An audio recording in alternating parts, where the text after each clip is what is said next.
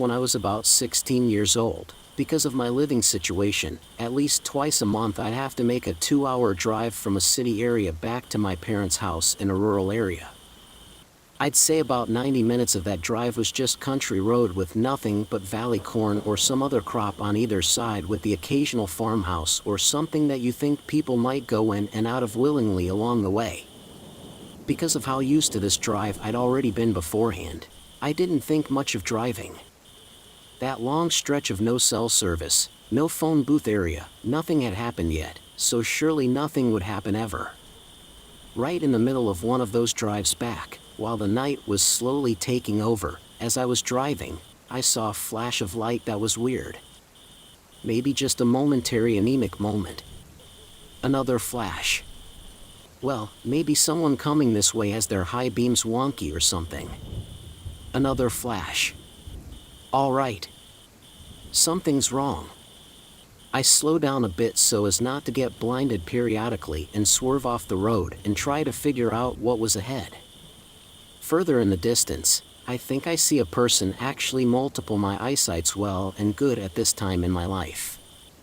So I was putting 2 and 2 together, getting close enough to realize there were 4 people on this shitty country road lined up across it as if to make a roadblock to prevent any cars from passing through. Another note to this is that I don't see any car around them that they could have come in.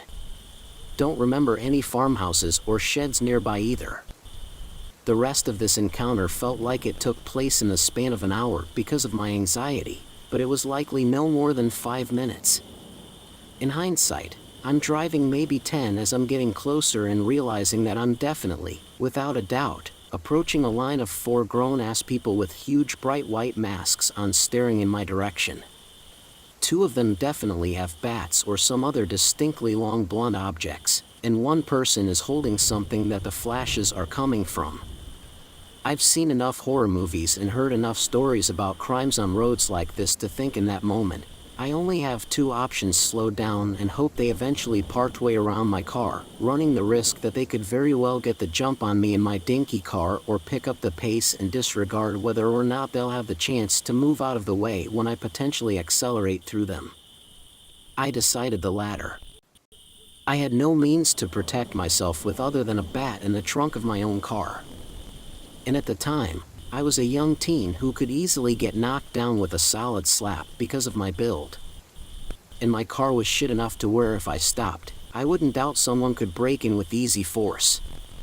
Now, hearing gravel and dirt kick up from under my tires, I was more freaked out at the potential I could drive myself off the road, along with taking out some strangers who I am now dead certain are carrying bats as I accelerate towards them. I'm proper freaking out, but I've accepted that this was the decision I made from the adrenaline of fear of any situation. I accelerated more, and thankfully, the 2 that were directly in my way lunged out of the way just in time to not get hit. I stopped accelerating to catch my breath and see them in my rearview mirror. The other 2, for some reason, trying to haul us towards my car as if they could catch up. And it became so real in that moment that there were people who were intentionally trying to get the jump on me in the middle of fucking nowhere. Probably not just shit kids trying to get the kicks and giggles out of freaking someone out, but real adults trying to harm someone that came that way. I just focused on driving out of there as fast as I could. I focused on going forward, didn't turn the radio back on to distract me, and felt shook by the experience in general. The most fucked up part, honestly, was getting home and realizing that part of what I was driving on wasn't gravel. It was nails that were now embedded into my tires. Praise whatever God may be out there for me somehow having those sturdy tires. I didn't tell my parents the full story about what happened, and they just assumed I was being reckless and someone was playing a prank. I told the story to some of my friends and they told me I probably wasn't in any serious situation and they were just trying to get a scare out of me, especially since being in a car was a pretty big advantage in the situation, which I can't deny still creeped the absolute hell out of me. And I remember it every single time I drive down a road that looks any type of similarity. A few months ago, I was partaking in one of my many late drives. I usually just drive around if I'm stressed or go sit by the water to clear my mind, and it's a total mental health saver. Anyways, after about partway through my drive, I decided to go park at the entrance to a popular walking trail. I figured it was late so nobody would be there to complain about me blasting my music or relaxing in my car. Note that you drive to the trail by taking a narrow and bumpy dirt road, and the speed limit is 20 kilometers per hour, but it's full of massive potholes, so you usually have to drive pretty slow or you'll screw up your car. After navigating the narrow, pothole-ridden road like an expert pilot, I arrived at the parking lot in one piece, but much against what I expected. There were 5 or 6 cars spaced out along the parking lot's edge, and one closer to its center. This, on its own, isn't too out of the ordinary, however. It was close to 2 a.m. at this point, so I was a little creeped out, but it didn't really faze me. After I found a spot close to the middle, I noticed that none of the cars had any lights on, not inside or out. This was odd, as I'm pretty sure people don't usually go for group walks at 2 a.m. And if someone was sitting in them, you'd see the center console lights or something else light up at the very least. After all, who wants to sit in complete darkness? Not giving it much more thought, I cranked up my music and laid back while staring at the sky. Nothing happened until 20 minutes later. Like clockwork, car engines came to life and headlights cut through the dark. Each car, except for the one by the entrance, left in a line as if connected by a chain. At this point, I felt like something was off. It just didn't make sense. After seeing the line of cars leave, I figured I should head home myself, so I started up my car and began backing out of my parking space. As I did the last cars, high beams came on. This made it so that I couldn't see what I was doing, and it annoyed me, so I finished pulling out a little too quickly and went to the road. The other car followed. As I slowed down to avoid the potholes, the other car sped up. This continued until they were directly behind me. Keep in mind I still couldn't properly see as they left their high beams on. This freaked me out, so I decided to speed up drastically, and as expected, the car behind me did the same. At this point, I was traveling down the narrow road at about 60 kilometers per hour while gritting my teeth over all the expensive sounds coming from my poor car. But the car was still tailgating me. I began to freak out, slamming my gas pedal into the floorboard and attempting to speed off. But to no one's surprise, this didn't seem to shake them. We were no longer on the narrow road at this point, but rather a connecting road to the main one. I was scared. I needed to think of something fast, or I might end up on a milk carton or some missing person report. And that was all I could think about. Then I saw it. Up ahead there was a sharp turnoff onto an area that overlooks the water. Think of it like a deep shoulder that you can park in while facing the lake. This was the perfect place for me to loose the car behind me. As I got closer, I continued to speed up.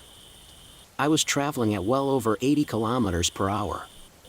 Then once I got a couple meters away, I slammed on my brakes and turned my wheel as sharp as I possibly could, almost ending up in the bushes. As I did so, the other car shot past me and continued down the road.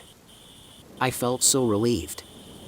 After gathering myself, I pulled out and drove down to the intersection to go home. I was home free and coming down off of an adrenaline rush higher than the CN Tower. Finally the light turned green and I could go. But as I did, I saw the car driving down the side street that went to the water and it sent chills through my spine. What if I stayed there rather than driving back? What did these people want from me?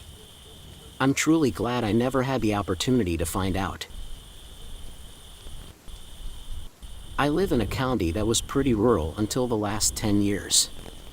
The biggest town in our county is pretty crowded now, overcrowded, and I hate it. I moved from there to the countryside. I like where I live, except it can be really creepy at night because for miles and miles it's dark without any street lights. One thing about this county is that the main roads always get backed up real quick. Either there's an accident or whatever, so it pays to go the back roads. The back roads, like any other rural place, are less populated, dark, and have lots of trees. Anyway, a few years ago, something happened that almost made me stop using them. I was driving home kind of late one night. I decided to take one particular back road that shaved off 10 minutes from my commute home. I was tired and had to get up early, so I was going fast trying to get home soon. This road is a little more populated than some, but it is super spooky in some stretches because there are huge trees alongside the road and their branches and leaves make a tunnel of sorts. So I'm zipping through and round a curve. Up ahead, I see what I thought was a giant garden flag. You know the flags that people put up in spring in their yards? Well, I thought it was a weird flag because it seemed like it was fairly tall and large and it was in the middle of the road. As I get closer, my headlights hit it and it's not a flag. It is a person, a lady. She was wearing a red fez. I live in rural Maryland. You just don't see a fez every day.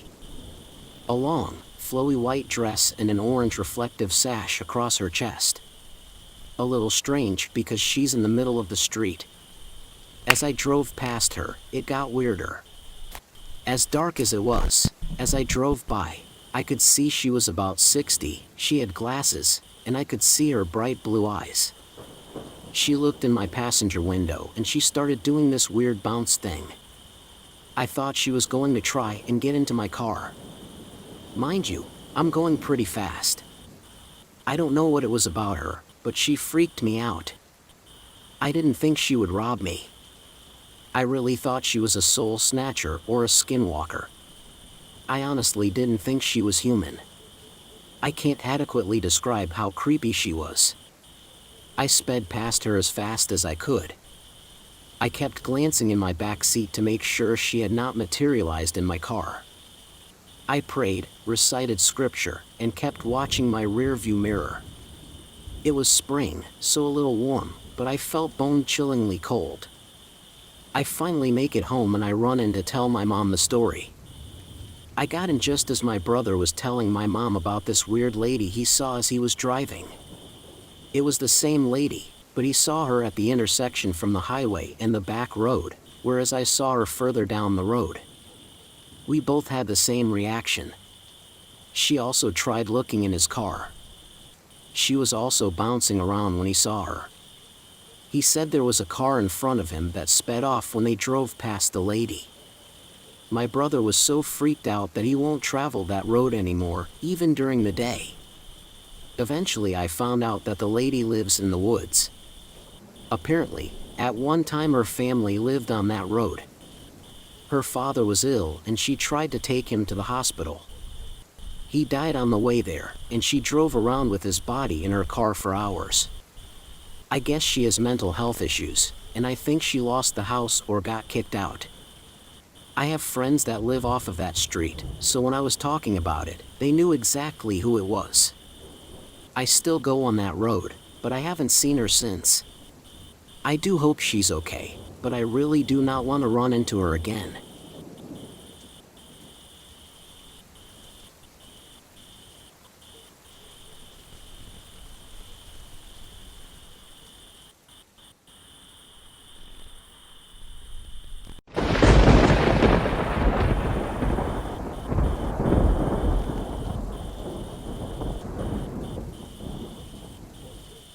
I was in a very unhealthy and toxic relationship with my ex-girlfriend for a year and a half, almost 3 years ago. Yeah, we've been separated for about 3 years now. So here's my story. I met her on Tinder, and I'm just going to call her Emma for the sake of this story. I was 18 at the time and she was 26. We chatted on Tinder for like 2 or 3 hours, and then we decided that we wanted to hang out. She was like 40 minutes away from me, though, and neither of us had cars. So I asked my mom if she would take me to her house, and I sort of just told her I was going to a friend's because there is no way in hell she would have took me over there if she knew I was going to meet with a 26-year-old girl from Tinder. Within a half an hour of being there, she gave me an ecstasy pill. For those of you that don't know, it's like a club drug, a drug that you take at parties, and it's supposed to make you feel good and get pumped up. I had heard about ecstasy before, but I had never done it before at that point in time, so it was my first time doing it. We had a good night and we had lots of fun. So skip forward to about 2 weeks. I'm still at Emma's house. Pretty much the whole time I was there. We were just getting drunk and going to parties. I asked her to be my girlfriend and she said yes. We were pretty much already together, but just to make it official, I asked her. My mom didn't take it very well. However, she actually eventually accepted us being together. I think she was mostly just upset because she felt like I lied to her anyway.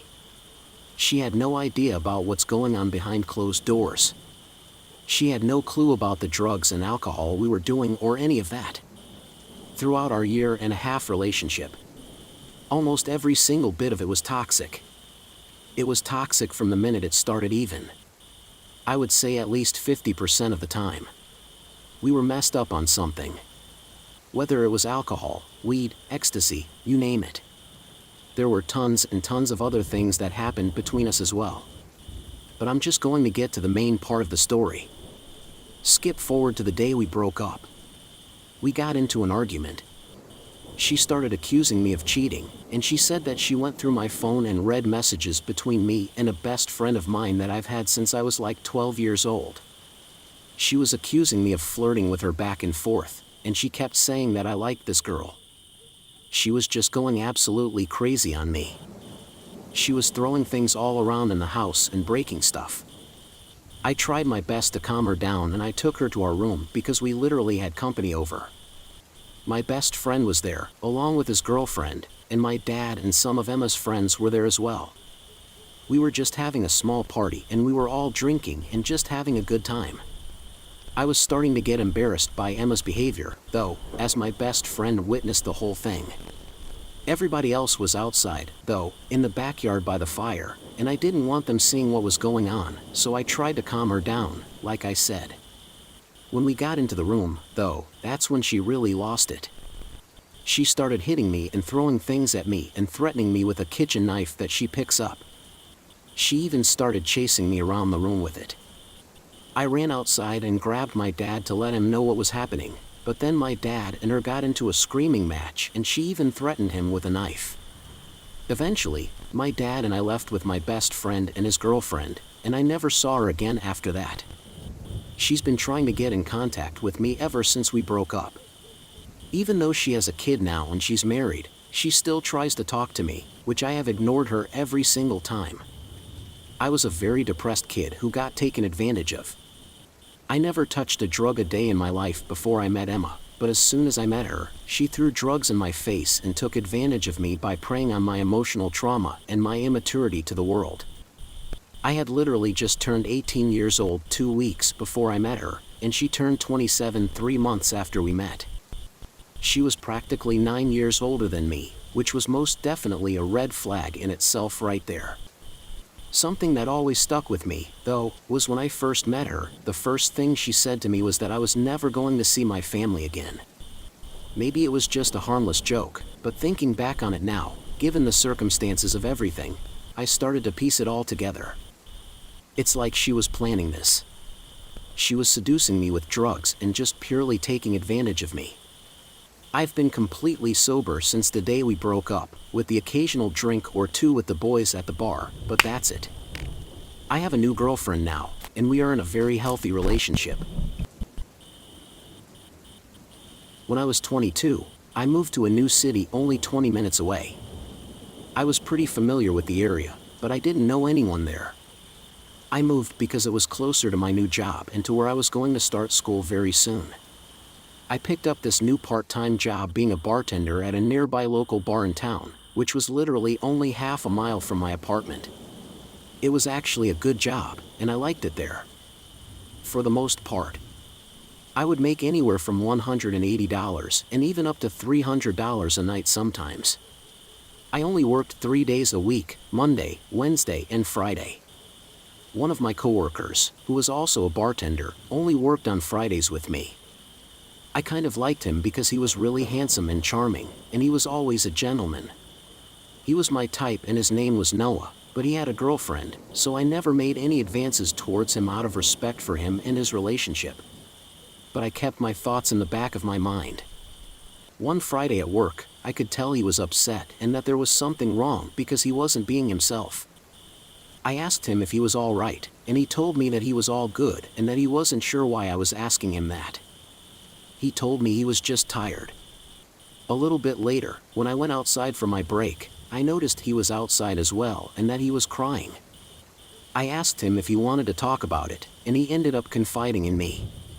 He told me that he was having a hard time and that he just found out recently that his girlfriend cheated on him. I gave him my condolences, and I asked him if he wanted to hang out after work in case he needed a friend to talk to in turn, which he pleasantly accepted. He came over and we got drunk and had a good time. But over time, the more drunk he got, the less I wanted to be around him, if I'm being honest. He kind of started acting hostile and passive-aggressive. But I let it go because I knew that he was really upset about his girlfriend. And then he ended up leaving shortly after we had our adult time in the bedroom. He came over almost every night after that, and at that point, we were pretty much together, like in a relationship.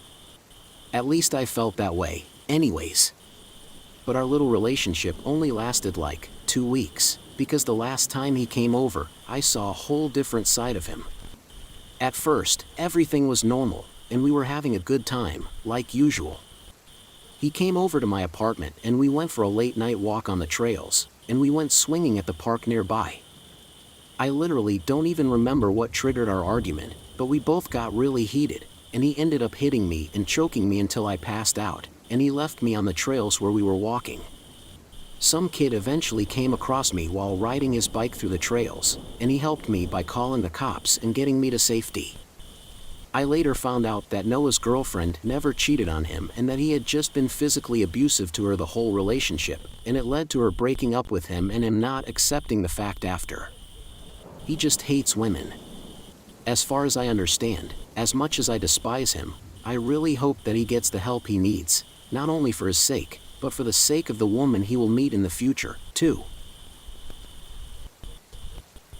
I used to go out with this one girl named Layla. We were very close at one point in time, and we were together for a full 2 years, which was a long time for me, considering we were high schoolers and that most of my friends and their significant others wouldn't last more than 2 months at best. We ended up mutually breaking up for about a month, though, because we were both going to different colleges and at the time we weren't sure it was going to work. We were both living on campus and her college was a 2-hour drive from mine. So with going to school and working an almost full-time job, there was just too much going on and we didn't think that it would work out, plain and simple.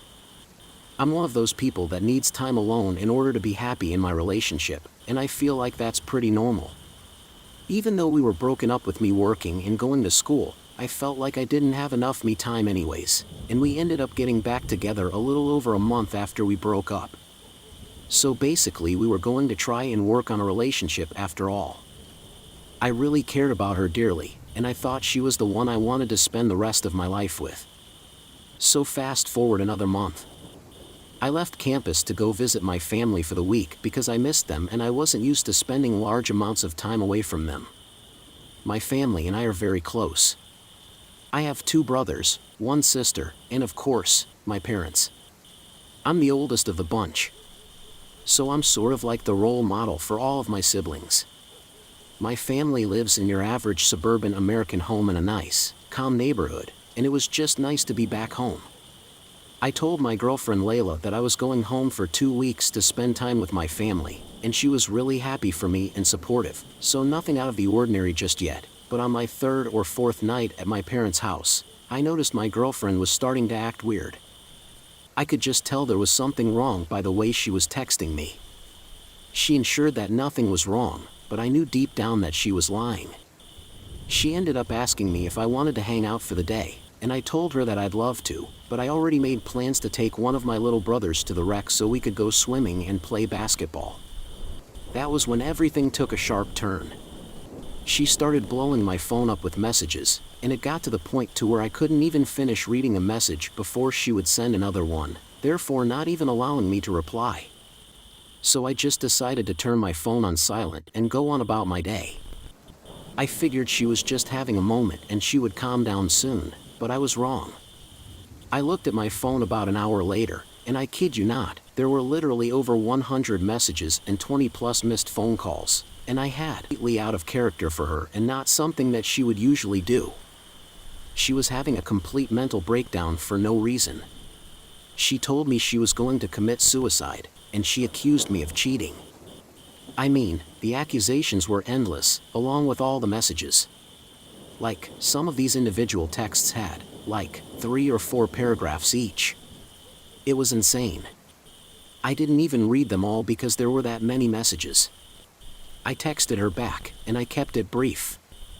I just told her she was overreacting, and I denied all the accusations because they weren't true at all. Anyways, when my brother and I got home from the wreck, I went to my bathroom in my bedroom so I could shower. When I got out, Layla was sitting on my bed with her arms crossed. I legit thought I was dreaming for a second, so I rubbed my eyes to make sure that she was really there. My parents let her in the house because they didn't have the slightest clue about what was going on, as I didn't think to tell them. Plus, I didn't think that Layla would actually legit show up to my house. I broke up with her right then and there, and I told her that she needed to leave. Then she threatened to tell my parents that I was physically abusive to her if I didn't sit down and talk with her, which was not true at all. It was a very horrible thing to lie about. She was being very manipulative, but I wasn't falling for it, and I knew my parents wouldn't believe her. Especially after I showed them the messages she had been sending me. So she showed up to my house against my will and was trying to gaslight and manipulate me into talking to her. It got to the point where I just had enough, and I had to have my dad get her out of my room and get her out of the house. My dad literally had to yell at her to get her to leave because he was arguing with her for over 5 minutes about her leaving. It was the most embarrassing thing that I've ever been through. As soon as she left, I blocked her on everything I could think of, and I haven't spoke to her since, nor have I seen her since I found out that she got with my best friend a week after we broke up. I feel like it was an attempt to hurt me or to get my attention. Either way, I turned a blind eye to the whole situation. As much as it really did make me upset, I wasn't going to give in and give her that gratification. I cut them both completely out of my life, even my best friend, because obviously he wasn't my best friend if he could do that to me. I've since made way better friends and I've been way happier. As for Layla, though, I'm not so sure she could say the same. I've been getting random message requests from her on Instagram because she keeps making new accounts to try and reach out to me. One of the times she reached out, she actually apologized to me, and another time she was completely going off the rails, telling me about how much she hated me. It's just crazy because at one point, this was the girl I wanted to spend the rest of my life with. I just never saw her as the person that she truly was. I'm glad she showed me before we had kids or ended up getting married or something. I truly dodged a bullet there.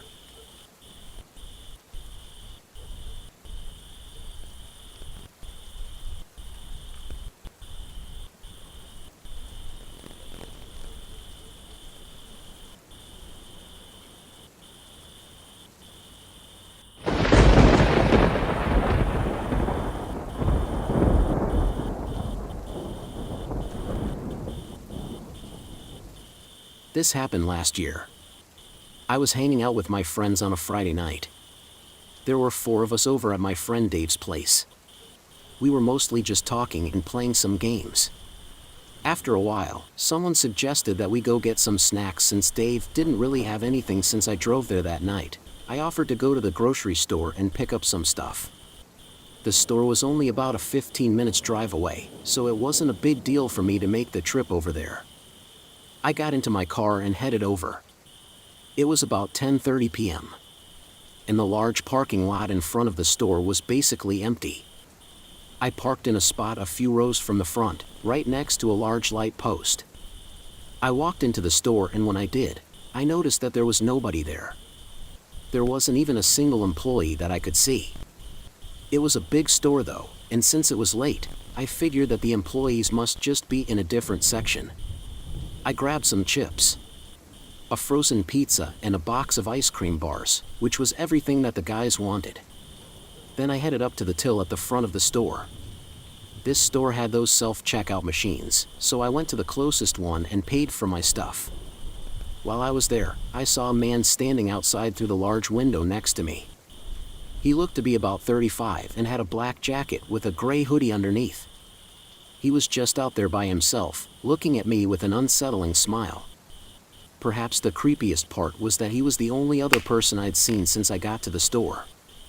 I felt very alone, and I was starting to get nervous about going outside. When I was finished paying, I looked up and the guy was gone. Feeling relieved, I walked out the large sliding door at the front of the store and headed back to my car. That's when I saw that the same guy was standing next to my car. He wasn't touching it or anything, but he was probably 2 or 3 feet away from my passenger side door. Like I said earlier, the parking lot was almost empty, so it was very strange that he decided to stand right there. He was holding a large bottle of Coke, which was almost empty. He took the last gulp as I was walking towards my car. As I got closer, I tried to pretend that I wasn't nervous, and when I approached, the man looked at me and smiled. I greeted him as politely as I could, saying something like "Have a good night." "I think you too," he replied. Then I simply got into my car and drove away. The man stared at me as I did. I felt relieved and just a little embarrassed that I had been so worried. It seemed in that moment that the man was just a friendly guy hanging around the store. Definitely a strange guy, but harmless, I thought. After a few minutes, my car stalled out of nowhere. I had about a quarter of a tank at the time, so it was very confusing. It was actually my father's car, and it was a 2-year-old Toyota, so it's incredibly rare for things like this to just randomly go wrong. I managed to drift over to the side of the street with my remaining momentum. Then I put the car in park and sat there for a few seconds, in bewilderment. Not more than 2 minutes later, a car pulled up next to me and stopped. The window rolled down and a man stuck his head out. It was the same guy from the parking lot who was standing next to my car before he smiled at me. "Hey, man, you stuck?" he asked me. "No, it's okay. I'm fine." I stumbled. "I can give you a ride if you want," the guy offered. Obviously, I refused, and I told him that my dad was already on the way. When I said that, he rolled up his window and drove off. In reality, my dad was out of town on business at the time, but I made up the lie to scare him away. My next move was to call AAA. When the technician arrived, I told him what happened, that my car just stalled out of nowhere. He popped the hood so he could take a look. He immediately called me over to the front of my car. He was holding some part in his hand. I don't know much about cars, so I didn't know what it was until he explained it to me. It was the fuel filter, and he told me it was filled with something like Coke or Pepsi. When he told me that, everything made sense. That creepy guy from the store filled my tank with Coke, then followed me, waiting for my car to break down. I still have no idea what would have happened if I got into his car, but I'm glad things never got to that point. This happened last week on a Tuesday afternoon. I work unusual hours, so my days off are on random days of the week. This has its benefits because I get to do my grocery shopping and other errands on weekdays when most people are at work or school. So when I go to the store, it's usually not very busy. I went grocery shopping and the store was almost empty. I would guess that there were less than 10 people in the entire place. I spent 15 or 20 minutes picking up all the things that I needed for the week. I usually only get 1 day off per week, so I stock up whenever I go shopping. After I was done, I walked over to one of the cash registers. There was a whole row of them, but only 2 were open. Since it wasn't busy, I approached the till and started placing my items in front of the cashier.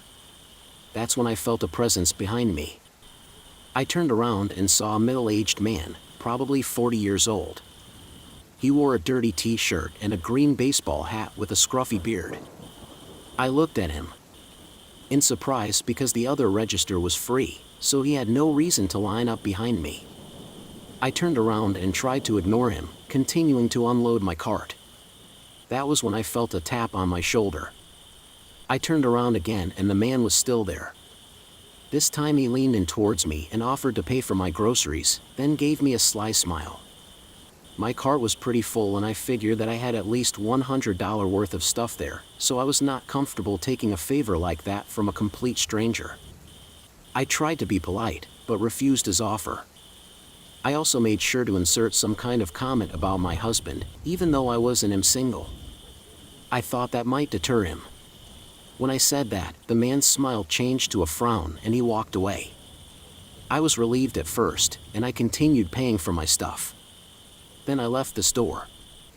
I was still creeped out while walking to my car, and I felt like I was being watched. Despite that, I got into my car and drove away. There were a few more stops that I needed to make on my way home. I had planned to visit my bank, so I drove there and parked my car. Then I walked in and stood in line. There were 2 or 3 people in front of me. While I was waiting, someone else lined up behind me. I turned around and it was the same guy from the grocery store. He must have followed me. I quickly turned around, pretending not to see him, but he instantly began trying to start a conversation with me. I tried my best to shut him down at every turn. I didn't want to be too aggressive and risk causing a scene. Eventually, it was my turn with the teller, and after I was finished with my business, I walked out of the bank. I cautiously looked over my shoulder as I stepped onto the sidewalk, and when I looked back, I could see that the man was following me. My fight or flight response kicked in and I bolted to my car, not looking back. I knew I needed to get out of there before the guy had a chance to get to his car and follow me. Again. When I finally got there, I frantically started my engine and drove away. When I turned out of the parking lot, I saw the man and he seemed to be yelling something at me, although I couldn't hear him. I still have no idea what that guy wanted with me or what he would have done if he caught me. I had been working at a small grocery store for several years. This story is about the creepiest thing that ever happened to me while I was working there. The store was open 24/7. That was mainly to give us a chance to clean the floors and stock the shelves for the daytime. But we were also open to the handful of customers who trickled in throughout the late hours. My shift was from 10 p.m. until 6 a.m., so I was there all night. Mainly I would stock shelves for the next day, but I also had to work the cash whenever a customer would come in. Since it was the overnight shift, there were not many customers. The night manager was also there, but he would usually just sleep in the back office most of the time. There was a small couch back there, and he would make good use of it for the majority of the night shift. So I was basically alone for most of the time. It was about 2:30 a.m. and the store was empty, which was typical for this time of night. I was slowly stocking and organizing some shelves near the front when a tone rang throughout the store and the automatic door slid open. A man walked in.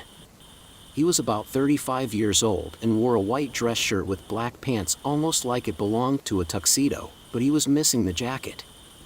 That was an unusual look for this hour. Most of the late-night customers are truck drivers, security guards, or other types of night shift workers, so seeing someone dressed like that was unusual. I turned to him and said hi. He just looked forward and kept walking, not even acknowledging me. That was rude, I thought. But I went back to my work and he disappeared down one of the aisles. I knew that I would eventually need to help him at the cash register, so I kept an eye on the till at the front of the store so I could check him out when he was ready. After about 10 minutes, I started to get suspicious, but I didn't want to be a bother, so I kept working. As time went on, I became more concerned. It had been at least 20 or 30 minutes now, and I was pretty sure that something was wrong because it rarely takes anyone that long to find what they're looking for. After I finished putting away the last of the items on my cart, I started walking up and down the narrow aisles of the store. I made my way halfway through the store and still didn't see any sign of that guy. As I continued, a cold chill ran down my spine. The store was dead silent. I would have thought that the man would be at least making some noise. I continued checking each aisle one by one, but the man was nowhere to be found. When I made my way to the last aisle, I was very creeped out. I took a deep, long breath before poking my head around the corner. My heart was racing. As I feared, the last aisle was empty. The guy was gone, and I had no idea where he was. If he had gone out the front, then I would have heard the tone that door makes, and there was no way out the back. Without setting off the fire alarm, I bolted into the office to get the manager. When I burst into the room, he was asleep on the couch as usual. I blurted out my story, and he looked at me like I was crazy. He managed to calm me down after a few minutes. By then, I convinced him to check the security footage with me. There were, of course, a few cameras throughout the store that were always on. We sat at his desk and checked the time when the man had walked in. Sure enough, we saw a well-dressed man enter the store just as I described. We followed him as he walked through the store, changing cameras as we needed. Our faces turned pale when we watched him walk to the back of the store and open the door to the office where we were sitting. We looked at each other for several seconds. Then I glanced over to the small couch in the room and could just barely see a black dress shoe sticking out from underneath. The man was there, hiding under the couch. The two of us sprung up from our seats and sprinted out of the store to the street. The manager called the police, and they arrived within 5 minutes or so. They arrested the guy and took him out in handcuffs. To this day, we never found out why that guy was hiding under the couch. It still creeps me out to think of what he would have done if we didn't notice him when we did.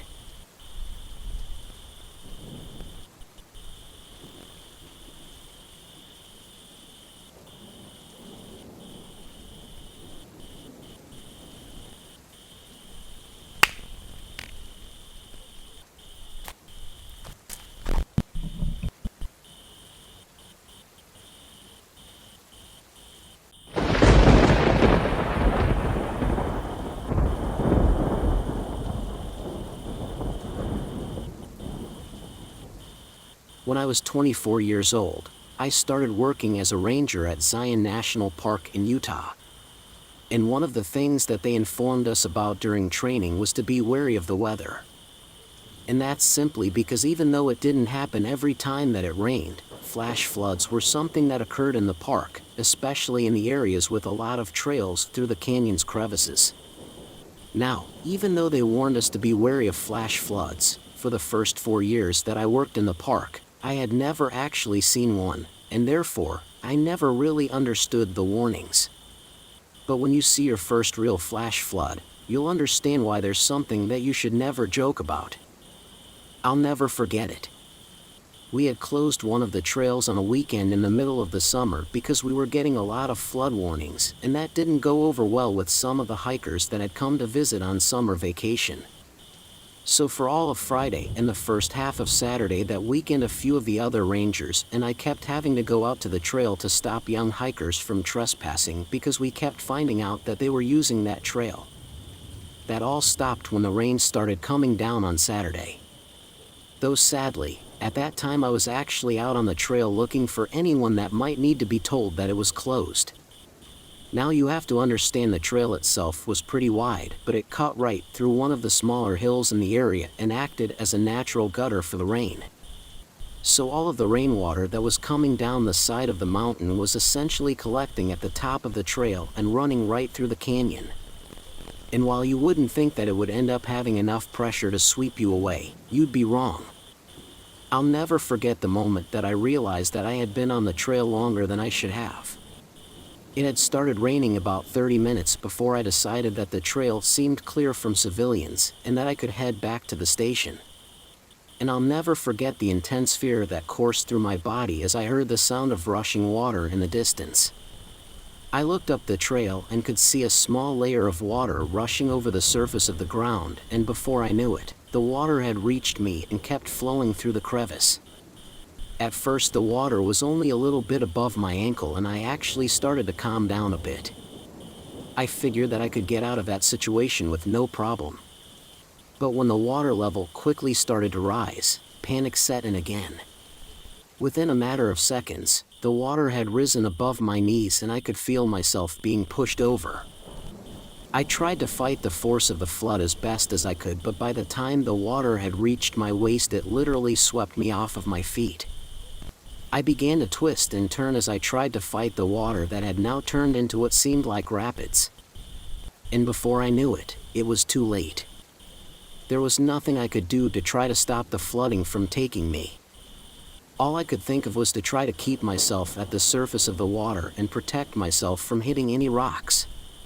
Just as I had the thought though, I felt the bottom half of my body smash into a large rock structure that was underneath the brown, rapidly moving waters. The impact tossed me around as the water kept pulling me along with it, and this time I couldn't reorient myself. I had been forced under the water by the rushing of the rapids, and after spinning in circles, I couldn't quite figure out which way was up. And then bam, I smashed the back of my head on what I can only assume was the side of the mountain. Everything went black after that, and all I could think of was that I was dead. Thankfully, the trail opened up shortly after I had been knocked unconscious and the water level dropped enough for me to resurface, and I was saved by a nearby hiker that actually should not have been on that trail in the first place. After waking up in the hospital, I thanked the man for saving my life, and he explained to me that he had actually just managed to make it out the crevice before the water started to trickle by him. The only reason he was waiting there was that he didn't want to be swept away as I had been.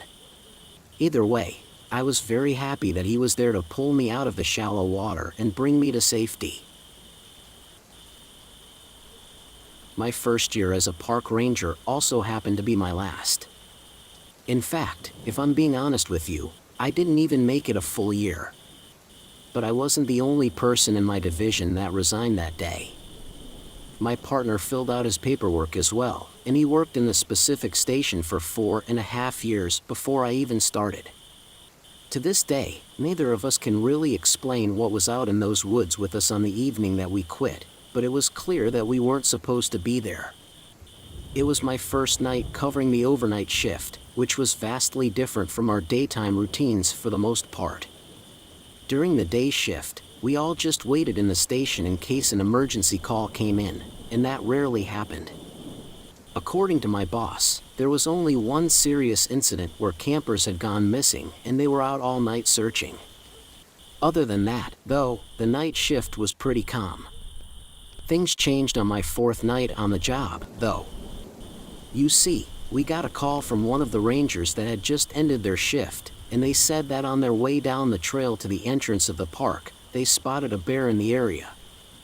And normally that wouldn't be an issue, but we had campers in the area that night, so it was me and my partner Mike's job to head up to the campsite and just give everyone notice. They didn't have to leave or anything like that because a bear in the area wasn't too uncommon. But it was our job to inform them just for their own safety. Let me tell you, walking through those thick woods at night is a totally different feeling than walking in the comfort of daylight. I could hardly see 7 feet in front of me, and that was with our flashlights on, and the sounds around me seemed to be almost amplified by the stillness of the nighttime air. Mike and I made it over to the campsite as quickly as we could. It was clear that neither of us wanted to be out there that night. And when we finally got to the campsite, we were surprised to see that it was cleared out. There was no one there, and it seemed like the campers had picked up after themselves pretty well. We were both a little irritated when there was no one at the campsite because we had walked all that way for nothing. But that anger quickly faded when we both heard the sound of something breathing very heavily. The sound was coming from our right side, but when we both pointed our flashlights, we couldn't see anything through the thick foliage. We both listened closely, and I began to strain my eyes as much as I could to try and see what we were hearing. That was when I heard Mike tell me that we needed to get back to the cabin as fast as we could. I asked him what it was, and he said that he didn't know. I didn't argue with him, and the two of us began slowly walking back toward the trail that would lead us to the ranger station. And the entire time we kept our flashlights fixed on the area where we heard the breathing come from. Almost as soon as we started moving, though, I could feel chills running through my entire body as the deep breathing noise slowly shifted to a low, guttural growl. Out of nowhere, we could have heard the sound of something running through the woods behind that tree line. And though we couldn't see it clearly, we could tell that it was very large. I remember thinking that it must be the bear that the other ranger told us about. But when? Before I could ask Mike what he thought about it, he said, "I don't think that's a bear." And in that very moment, another deep, guttural noise came from the direction that the large beast was running around in. Only this time, I would describe it more as a howl than a growl. I had never heard anything like it, and all I knew at that moment was that we needed to get out of that forest. Mike and I took off as fast as we could toward the ranger station, though we knew that it was at least a 4-minute sprint. And the entire time, we could clearly hear whatever it was following us. I'll never forget the sound of the animal's heavy footsteps as it practically ran alongside us in the woods. The entire time we were running, we figured that it was going to catch us and there would have been nothing that we could do about it. Thankfully, about 200 feet away from the cabin, Mike and I both heard whatever it was shift its course as it started running in a direction that was away from us. That night, we made it back into the cabin and tried for hours to figure out what it was that chased us. And when we couldn't figure it out, we both decided that it might be better to find a different job that wasn't anywhere near that ranger station. That being said, I had never found myself in a more terrifying situation than when I was patrolling one of the national parks where I worked. You see, it was my second week at that location and I was still trying to find my bearings and get a good feel for that area. And I asked if I would be allowed to camp out in the woods for a few days just to relax my days off and also so that I could walk around and get a better feeling for my surrounding. My boss actually loved the idea and said that it wouldn't be a problem. Even gave me a radio just in case I found something and needed to communicate while I was off the clock. My initial plan was to stay in the woods for the entire weekend and into the beginning of the week, but I ended up having to call it quits after the first night because of what happened to me. You see, it was around 10 at night and I was laying down in my tent getting ready for bed when I heard a noise out in the distance. I decided to check it out to see if it was an animal. But as I slowly crept out of my tent, I was surprised to see the light coming from flashlights in the distance. There were 3 of them, and they were heading in a direction that ran parallel to where I was camping. I figured that they were just campers as well, and although that wasn't technically allowed for civilians in that area, I figured that they probably weren't going to do any harm. So I had originally planned on leaving them alone. But just to be sure, I wanted to follow them back to their camp and check that they were in a safe environment. I tried my best to stay as quiet as possible as I followed their trail of light, but I was really surprised at how far they were walking. I must have been following them for about 20 minutes before they stopped. And what surprised me even further was that they didn't go to a campsite. Instead, it looked like they had built a small structure out of sticks and camouflaged it using leaves and branches. I mean, this thing was nearly impossible to see at night, and they led me right to it. That's how well hidden it was. Now, at that point, my plan was to simply go back to my tent and check it out in the morning. That all changed, though, as I went to turn around and saw a flashlight coming up from behind me. I had miscounted earlier, and there weren't 3 of them. There were 4. I heard the man who was walking up behind me yell out to me, "Hey, who's that?" He yelled in an agitated voice. And before I could even start running, I could hear the sound of the people in the structure shuffling around. I decided to take off as fast as I could back toward my tent. I didn't know what it was, but something was off about those guys. I'm glad I followed my gut and ran, too, because as I made my way through the dark forest, doing my best to avoid any trees, I heard the unmistakable sound of gunshots going off. I can only imagine that they were shooting in my direction, though I can't be certain. I ran the entire way back to my tent, which felt like it was at least 2 miles. And once I was there, I radioed the ranger station, and they sent a few of the guys out to get me. The next day, we all went back to the area where I had seen the structure, and although the people weren't there anymore, all of their equipment was. It looked like some sort of distillery. So we ended up calling law enforcement, who figured out it was most likely moonshiners. They said that I was lucky to make it out of the area with my life, because if they got caught, those guys could go to jail for years, and it's likely they would have killed me if they caught me.